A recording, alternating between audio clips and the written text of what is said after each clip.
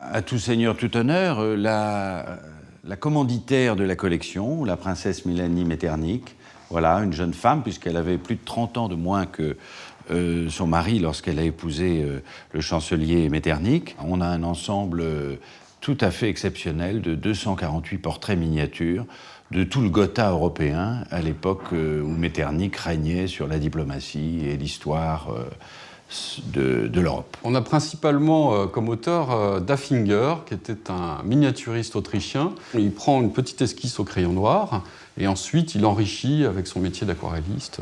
Ici, nous avons le portrait de François-Joseph, futur empereur, qui est ici âgé d'environ 16 ans à peu près. Un air romantique qu'on n'imagine pas à l'empereur François-Joseph. Donc, voilà, et c'est quand même le futur mari de Sissi. Un des portraits de roi de la collection, c'est le roi Louis Ier de Bavière, avec un air, une coiffure, une moustache qui donne beaucoup d'allure à ce portrait plein de vie, et signé aussi par le roi Louis. Donc on voyage vers l'Empire ottoman, et là, par exemple, on a ce beau portrait du sultan ottoman Abdülmecid Ier. Dans la collection de la princesse Mélanie Metternich, il y a le personnage qui symbolise le parti légitimiste français, c'est-à-dire le duc de Bordeaux, jeune homme, qui a signé son portrait, Louis.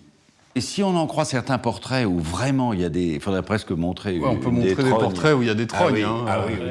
Des gros nez. Ce sont des vrais portraits, parce qu'il y a des portraits invraisemblables. Il y en a un qui est quasiment éléphantiasis. Enfin bon, non, il y a un pirate avec son bandeau. Non, c'est très naturaliste quand même. Eh bien, il y a 248 portraits miniatures. Et ils seront tous exposés à Drouot le 2 et le 3 mai et vendus le 4 mai.